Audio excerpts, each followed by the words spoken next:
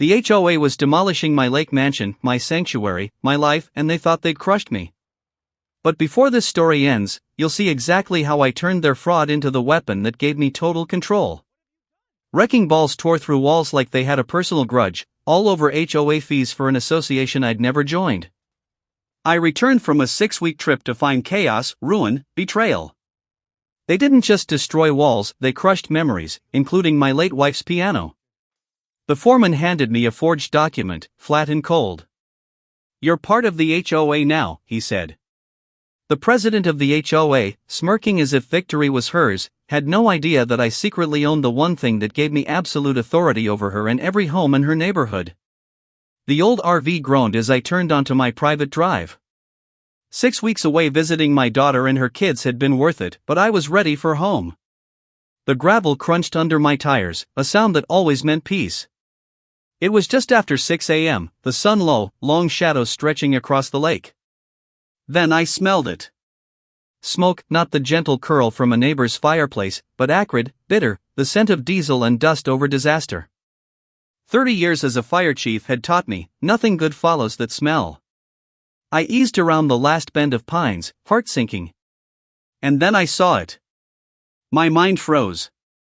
Men in yellow hard hats roamed my property. A giant yellow excavator sat where my front lawn had been, its metal arm resting in a heap of splintered wood and rubble. My rubble. My home. My heart pounded, cold sickness spreading through my gut. I slammed the RV into park, stumbling out, boots hitting the ground with a heavy thud. It was gone. Everything I'd built over 22 years lay shattered, splintered walls, broken glass, twisted metal. One wall of the living room clung like a crooked tombstone. Through the gaping hole of my former kitchen, the lake stared back, calm and indifferent, while the excavator had punched right through what had once been home.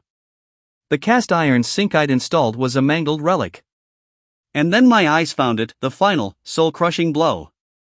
Half buried under drywall and shingles lay my wife's piano. Dark wood splintered, white keys scattered like broken teeth. My chest tightened, the air gone. My home was destroyed, my memories shattered, and yet something in me stirred, because what they didn't know was about to change everything. I had bought that piano for her, our 25th anniversary. Every evening, she'd play, the music drifting across the lake like a gentle promise. Now, it was just broken wood and scattered keys. My stomach twisted as I stepped toward the wreckage, my mind fogged with shock and rage. A man in a clean hard hat and bright orange vest approached, clipboard in hand like a shield. He moved with the tired, impatient cadence of someone who deals with chaos every day but doesn't care about the human cost. This was the foreman, I could tell by the way his crew glanced at him. "Sir, you can't be here. This is a demolition site," he said flatly. I didn't answer at first. I just stared at him, then back at the ruins of my life. "This is my home," I said finally, my voice strange to my own ears. "What is going on here?" The foreman exhaled, as if I were the expected nuisance of the day. Flipping a page on his clipboard, he said, "We posted the demo notice 3 times. First one went up 6 months ago. You didn't pay your HOA dues." The words hit like a hammer. HOA dues. Cold, precise rage slashed through the fog of shock, sharpening my focus. "I'm not in any HOA," I said steadily, meeting his eyes. "I own 12 acres here. My property line ends a quarter mile from the new neighborhood. My land was never part of their tract. I made sure of it." He smirked, tapping his pen against the clipboard. "You are now." The weight of those 2 words pressed down on me, heavier than the dust settling on my ruined home. My mind raced back, tracing the lines of legality. Faulty wiring in a control panel, there's always a source, and I had to find it. The story went back 12 years. A developer had bought the 200 acres bordering my land, planning a master-plan community with winding streets named after imaginary trees. He offered me a fortune for my 12 acres, the lakefront, the heart of our life together. I said no. This land wasn't for sale. We made a deal anyway. Surveyors marked the property lines, iron stakes driven deep into the earth, and all the paperwork filed with the county. separate parcel, separate deed, ironclad proof of ownership. I watched them build Heron Creek Estates, house by house. They formed an HOA, piled rules about mailbox color, lawn height, and flags. Rules that had never touched my land. I was on the other side of the line, untouchable, or so I thought. And yet, here they were, acting as if that line never existed, and the foreman's smug words made one thing terrifyingly clear: they had a plan, and it started with me. The foreman's smirk said it all: he didn't care about deeds, surveys, or legal boundaries. All that mattered was the paper on his clipboard. Finally, with a flick of his wrist, he ordered his crew to quit for the day, seeing that I wasn't going anywhere. Once the rumble of machinery faded, leaving only the smell of dust and diesel, I walked to the mailbox at the end of the long drive. It overflowed with junk, bills, and two official-looking envelopes, both from Heron Creek Estates HOA. The first was a certified letter with a green return receipt card tucked inside. I hadn't been home to sign for it, naturally. I tore it open. The notice was dated 2 months ago. 6 months of HOA dues plus late fees, nearly $3,000. The words leapt off the page: liens, compliance, formal, legal. My heart thumped. This wasn't a mistake. The second envelope contained what appeared to be board meeting minutes. A single paragraph was circled in red ink. They had voted 4 months ago to annex my property retroactively. Their justification: to maintain aesthetic cohesion along the lakefront.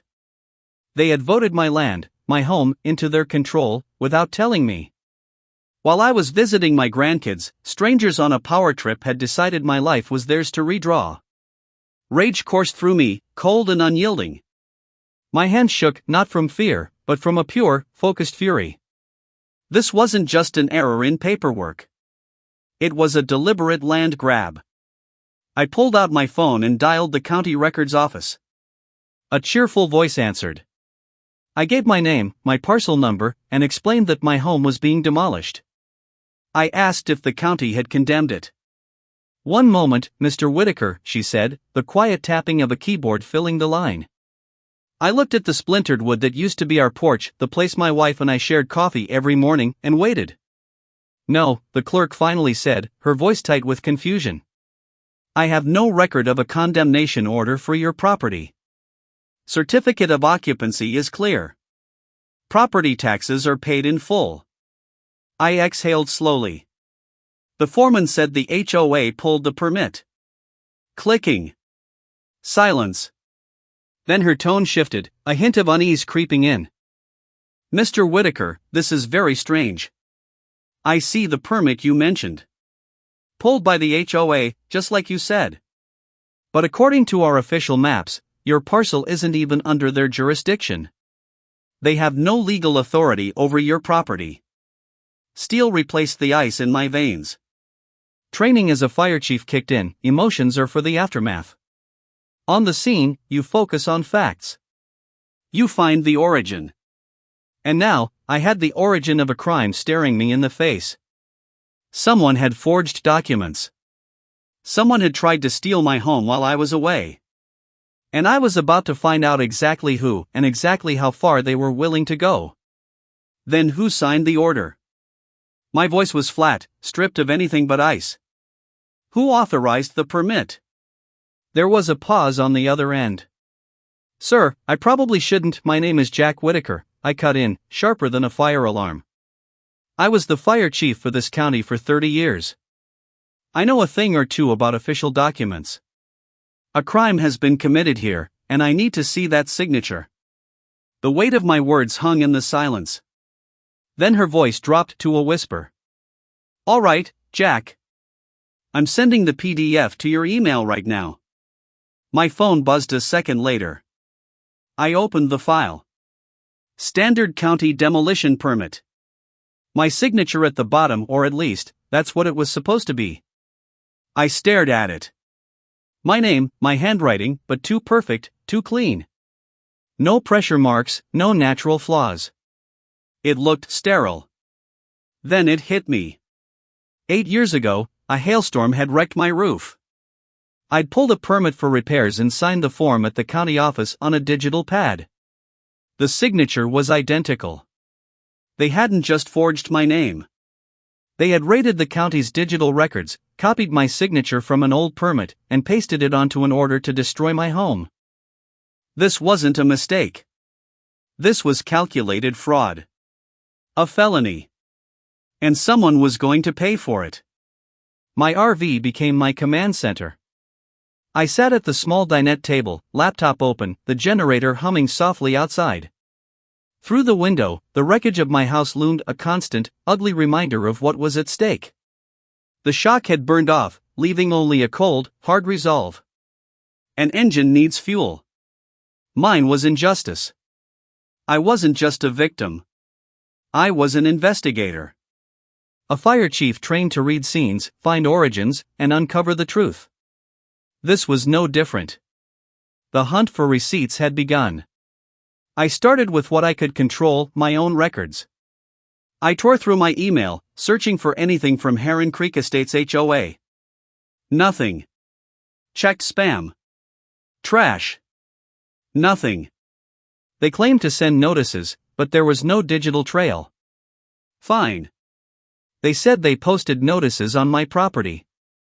I had security cameras for that. Installed 5 years ago after kids fished off my dock without permission. Motion triggered, uploaded everything to the cloud. I logged into my account. For 3 hours I went back, 6 weeks, 2 months, 6 months, watching clip after clip. Mailman. Deer nibbling the bushes. A family of raccoons raiding my trash cans. But not once did I see anyone walk up to my front door to post a notice. Not one person. They lied. And I could prove it. That was step 1. Step 1 had been easy.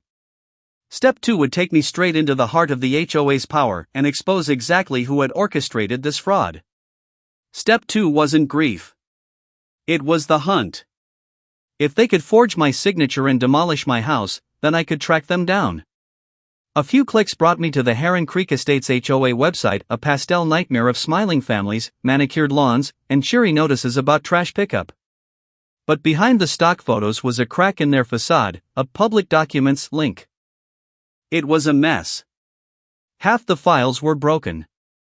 Most people would have given up. I didn't.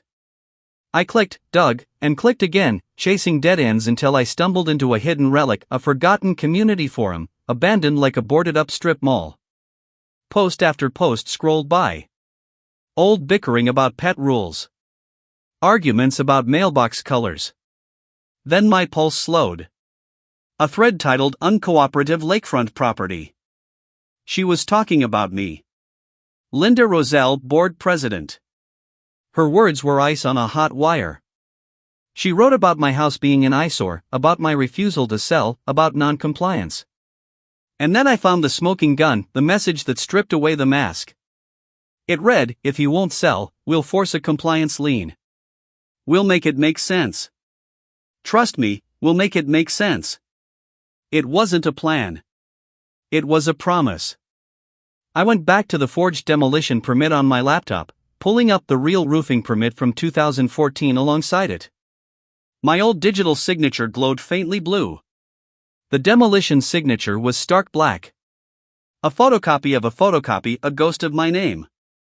But that wasn't the real proof. PDFs carry fingerprints. Metadata. Timestamps. Secrets. I opened the property's window of the forged permit. And there it was, a second modification, hidden like a burglar's footprint. The file had been created at the county office during business hours, but edited, saved, and finalized later at 2:27 a.m. on a home computer registered to Linda R. My breath caught. This wasn't a clerical error. This was a midnight crime. The next morning, I drove into town, straight to the sheriff's office. Sheriff Miller, a man I'd worked fires with for 3 decades, stood up as soon as he saw me. "Jack," he said quietly, shaking my hand. "I heard about your place. I'm so sorry." I didn't yell. I laid it all out, every missing notice, every frame of my security footage, every line from the HOA forum. I showed him the 2 permits on my tablet, side by side. The signatures. The metadata. The timestamp. Miller's jaw tightened as he scrolled through the evidence. I watched the weight of it settle over him, like smoke filling a closed room. Then he looked up at me and said nothing, just stared, as if realizing this was no longer a neighborhood dispute. He leaned back in his chair, jaw tight, eyes dark. Jack, officially, you'll need to file a formal complaint, and we'll open an investigation. You know the process. I nodded. But then he leaned forward, voice low, almost a whisper. You didn't hear this from me, but that HOA. Linda Roselle, this isn't their first land grab. My pulse picked up. He told me his office had seen at least half a dozen similar cases over the past few years: bogus fines, threats of liens, pressure over property lines. Every single person had backed down. Paid a fee, surrendered a slice of land, stayed quiet. Fear had won until now. He slid a single sheet of paper across the desk. Names and numbers, written simply. These are the people who called us. Too scared to go on record. Maybe they'll talk to you. I folded it into my pocket. Stood. Shook his hand. Anger had drained away. Now I felt something sharper: determination. They had picked the wrong man. To fight a lie, I needed the truth. Not digital files, not timestamps, something real. Something that would crush their story like a hammer on glass. I needed proof my house was solid, my property untouchable. There was only one man I could call. Doug Mel Lister, Stitch, back in the day. Vietnam vet, retired structural engineer, the kind of man who could fix anything: a broken chassis, a rookie's nerves, or a house they swore was falling apart. I dialed. I didn't even finish explaining. I'll be there in an hour, Jack, he grumbled. Got my boots on. True to his word, he arrived in an old Ford pickup, thermos of black coffee in one hand, battered hard hat in the other. He walked to the edge of the rubble, leaning on his cane, and just stood. Silent. Jaw tight. Eyes scanning. This wasn't a collapse, Jack, he finally said, voice a low growl. This was an execution. He didn't need the paperwork. He could read it in the way the walls had fallen. For the next hour, he circled the perimeter, expert eyes taking in every shard of splintered wood, every piece of twisted rebar, every load-bearing beam shattered across the concrete. Then he turned to me. They'll claim it was unsafe. Condemned. A hazard to the community, Stitch said, voice low. We have to prove they're lying. I nodded, tight-lipped. How do we do that? He let out a grim, humorless smile. We build a case, brick by brick. His first tool wasn't a hammer or a measuring tape. It was a drone. He pulled a compact quadcopter from a worn case in his truck, flipped it open, and sent it humming into the sky. The best inspector, he said, eyes scanning the screen, is the one who sees everything. From the tablet in his hands, we watched a bird's-eye view of the wreckage. He guided it low and slow over the foundation, camera pointing straight down. Every detail came back crystal clear. We were looking for stress fractures, cracks that would prove the concrete slab was failing. There were none. 22 years of poured concrete, rebar, hurricane ties, solid. Not a single flaw. Print these in high resolution, Stitch said, saving the files. Exhibit A. The foundation was sound. Next, he had me lay out the original blueprints and permits on the hood of his truck. He traced every line with his finger. Half-inch rebar, 12 inches on center. Double-gisted floor supports. Hurricane ties on every rafter. Jack, you didn't build a house. You built a fortress. I'd have signed off on this for 100 years. Then he pointed at the next step. If the house wasn't failing, he said, tapping the blueprints, they needed a report saying it was. A licensed inspector has to sign off on a condemnation before any demo permit is valid. Get me that inspection report. I went back to the county records office, calm but focused. I asked for all inspection reports filed for my parcel over the past year. One sheet came back, an emergency structural inspection filed by the HOA 3 months ago. Vague language, foundation settling, roof truss instability, and a signature at the bottom. I sent a photo to Stitch. His reply was instant. Just one sentence, look at the spelling. I zoomed in. The inspector's name, Bill Johnson. On the form, Johnsen. A man doesn't misspell his own name on an official report.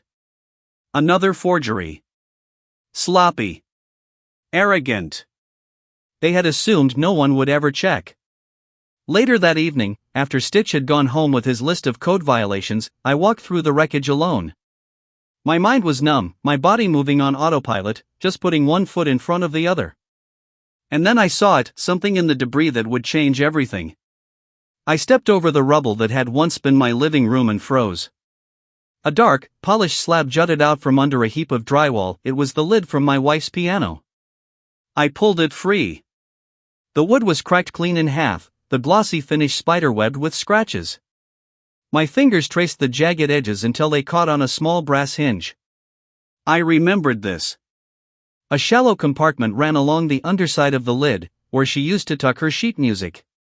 On impulse, I pried it open. Inside, untouched by dust and debris, was a small plastic thumb drive. I had no idea what it contained. Back at the RV, I plugged it into my laptop. One folder appeared, for the kids. I clicked it open. My wife's face filled the screen. Recorded months before she passed, she was sitting at the piano, smiling directly at the camera. Her voice, warm and clear, spoke to the grandkids, telling stories about when their mom was little. Then she looked straight into the lens, as if speaking to me in that moment. "Things break," she said softly. "But they'll never take away what matters, not from you. What we build inside, what we build together, that's forever." I closed the laptop, letting her words sink in. She was right. They could destroy my house, but they couldn't touch what really mattered. Now, my fight wasn't just about property. It was for her. For 2 days, I prepared. Coffee and sandwiches became my sustenance as I stayed in the RV, hidden just out of sight from the property entrance. I made calls, leveraging the list Sheriff Miller had given me. I spoke to a man fined $2,000 for a fence allegedly 6 inches over a phantom property line. A woman threatened with a lien because the shade of beige she painted her trim wasn't approved. Fear had silenced them all. Linda Rosiel had built her empire on intimidation, but I had proof. Stitch's final report arrived, 10 pages of analysis, high-resolution drone photos, citations proving my home had exceeded every building code. I printed everything, made 20 copies, and assembled neat packets. Each contained the official county map of my property, the forged demolition permit beside my real roofing permit signature, the fraudulent inspection report with the misspelled name circled in red, and Stitch's engineering analysis. The last piece of the puzzle was small, almost insignificant, a digital audio recorder, no bigger than my thumb. I checked the battery twice, heart pounding. Tomorrow, I would make them pay attention. And I knew, when they did, they wouldn't know what hit them. It was time to stop investigating and start acting. The HOA board meeting was in the clubhouse of Heron Creek Estates, a sterile, windowless room with beige walls and stiff, uncomfortable chairs. The air smelled of stale coffee and disinfectant. About 15 residents slouched in their seats, looking bored and resigned. At the front, behind a long folding table, sat the board. In the center was Linda Rosiel, sharp in a navy blue pantsuit, her fixed smile slicing through the room like a knife. She ran the meeting like a drill sergeant, her voice sharp and condescending as she shot down a resident's request for a new flowering bush. "The approved list is the approved list for a reason, Mark," she said, teeth clenched behind that fake patience. "It ensures aesthetic cohesion." I sat at the back, silent, watching her wield her gavel like a scepter over her tiny kingdom. She didn't notice me at first. When her eyes finally flicked my way, they narrowed for a fraction of a second, but her smile stayed rigid. She saw me as a problem already solved, a piece of trash swept off the board. She was about to learn how wrong she was. When she reached the new business portion of the meeting, I stood. A few heads turned. The room went still. Linda's smile tightened into a brittle line.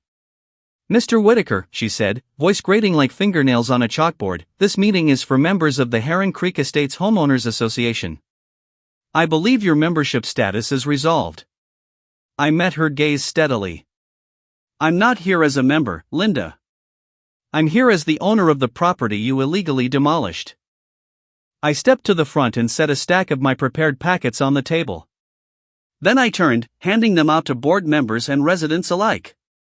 Confusion and curiosity rippled across their faces as they flipped through the pages. Linda's eyes darted to the first page, the official county map. Panic flashed for a heartbeat before her mask of indignation snapped back in place. This is highly irregular, she sputtered. These documents are unverified.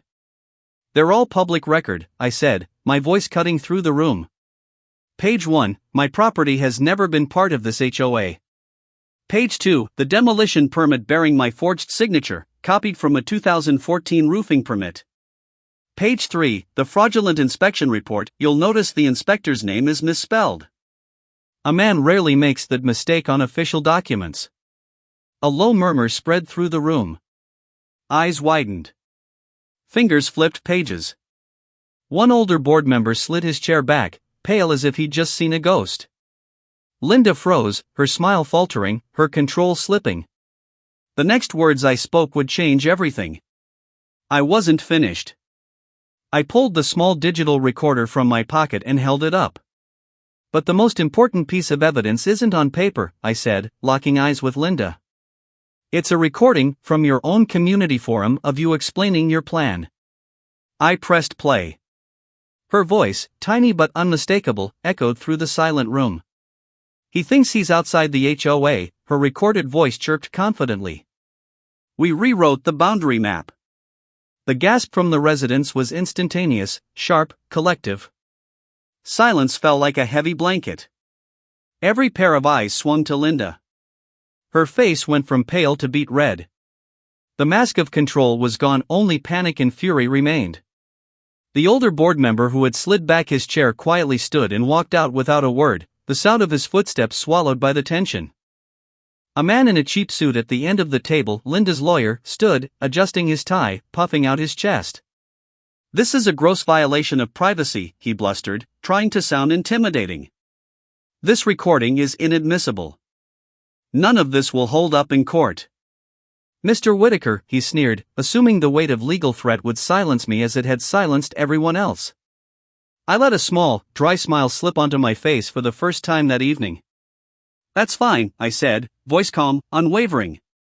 I'm not going to court. I'm going to title. The lawyer's smug expression faltered. He opened his mouth and closed it again. The words hung in the air like a dagger only he understood. The residents, wide-eyed, had no clue what I meant. Linda just stared. Confused. Blank. Out of her depth. She had ruled with rules and bylaws, but the ground beneath her feet? That was beyond her comprehension. I let the silence stretch, heavy and deliberate. Residents exchanged glances, anxious, expectant. I gave them the explanation they needed. About 20 years ago, I began, voice calm but firm, the original developer who built this neighborhood, Thompson Development, went bankrupt. It happened right after paving the roads and laying utility lines, but before all the lots were sold. Most people bid on the empty lots where your houses sit now. I bought something different. I wasn't interested in building a subdivision. I was interested in protecting my peace and quiet. I paused, letting each word sink in. Eyes widened. Murmurs started to ripple across the room.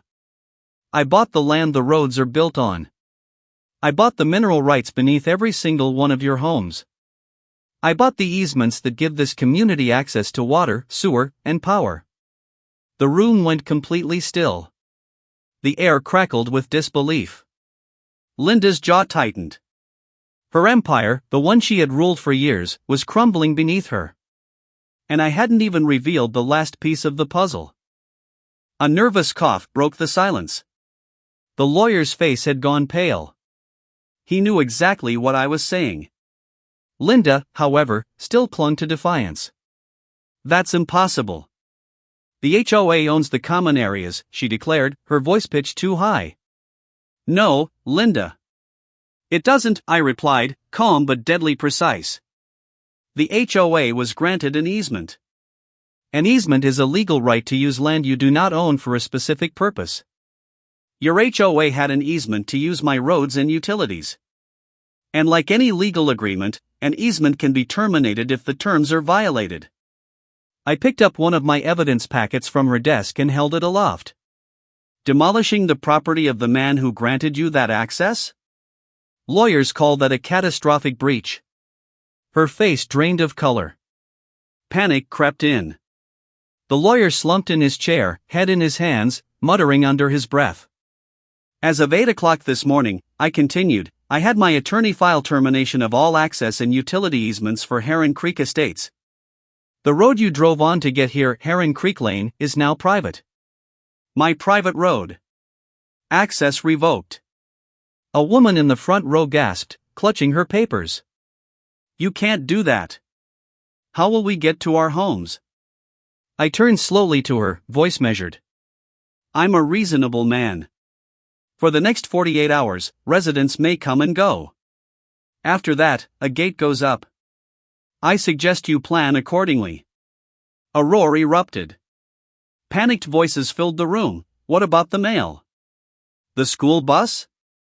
This is insane. I let them shout, then raised a hand. Silence fell, heavy and tense.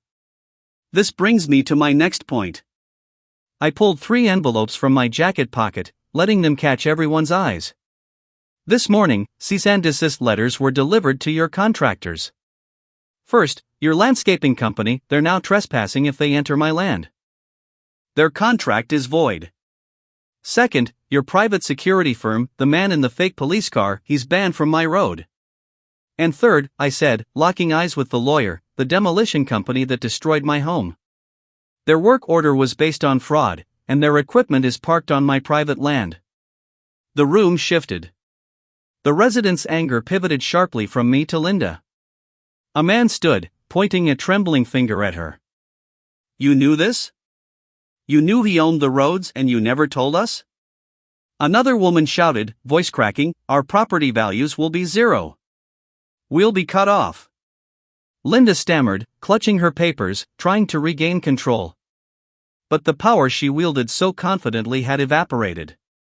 Everything she built, rules, fines, intimidation, had been ripped out from under her.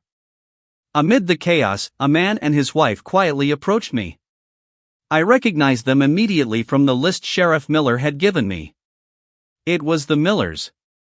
And what they whispered next made my blood run cold.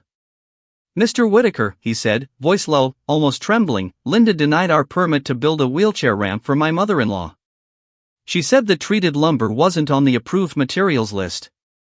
I looked at his wife, exhausted and defeated, and for a moment, I thought of my own late wife and the ramp we had dreamed of adding one day. I nodded.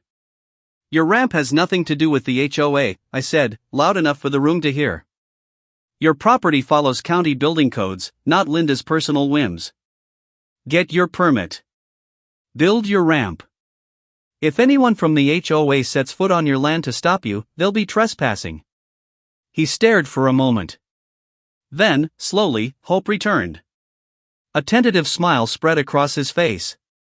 He reached out, shook my hand, and I felt the energy in the room shift. I wasn't a new tyrant. I was the one finally tearing down the walls of fear Linda had built around them all. Things unraveled fast after that. Linda Roziel's tiny empire, built on lies and intimidation, collapsed under one simple truth: she didn't own the ground it stood on. The community she had ruled with an iron fist turned on her. Panic is contagious. Facing the reality of being stranded in their own homes, the residents held an emergency meeting without her. They voted to remove her and the entire board. But the HOA was already powerless. They couldn't hire a lawyer without funds, they couldn't collect dues, and they couldn't enforce a single rule. It was a perfect cycle of failure. Linda, of course, didn't go quietly. A cornered predator is unpredictable. 2 days later, as a crew installed the posts for my new gate at the end of Heron Creek Lane, 2 sheriff's deputies pulled up. Linda sat in the passenger seat of the lead car, finger shaking, manicured, pointed straight at me. She had called them, naturally, complaining that I was harassing her, blocking a public road. I waited calmly by my RV, letting them approach. The senior officer had the weary eyes of a man who had seen it all. "Sir, we've received a complaint that you're obstructing a roadway. Ma'am claims you're trying to trap these people in their homes." I didn't argue. I didn't raise my voice. I simply said, "Sir, may I show you the title and plat map for this land?" I invited them inside the RV and laid the documents on the small table.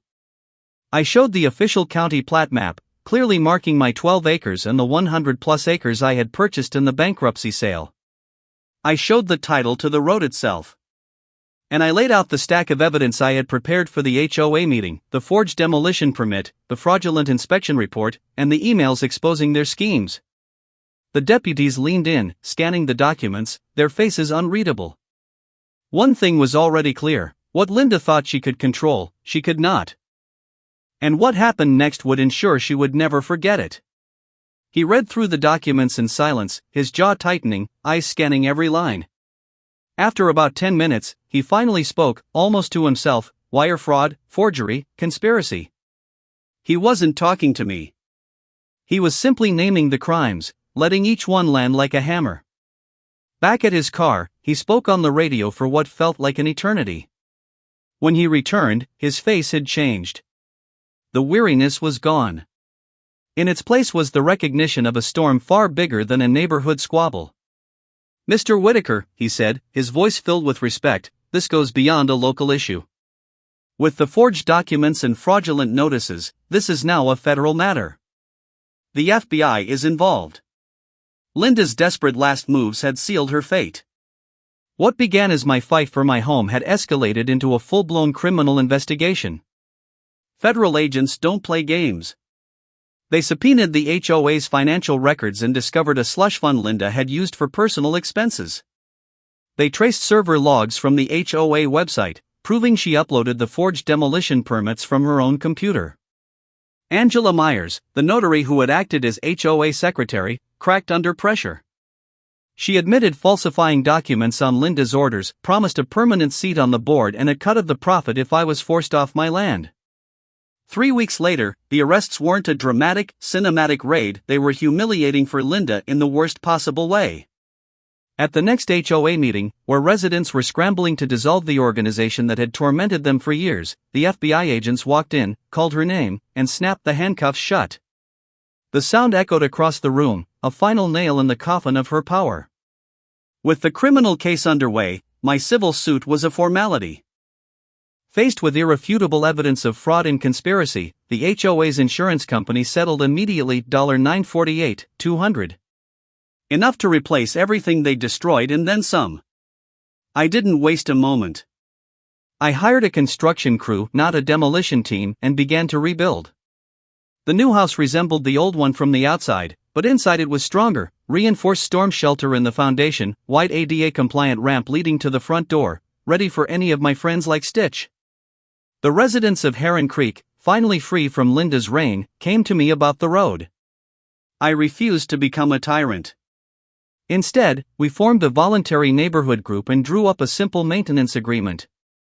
No fines. No HOA enforcers. Just neighbors keeping their streets safe together. I even helped Mr. Miller build his wheelchair ramp, finished it in a weekend. Linda and her board had thought ownership of papers gave them power. They were wrong. True power isn't in documents, fines, or signatures. It's in the ground you stand on and the courage to fight for what's right.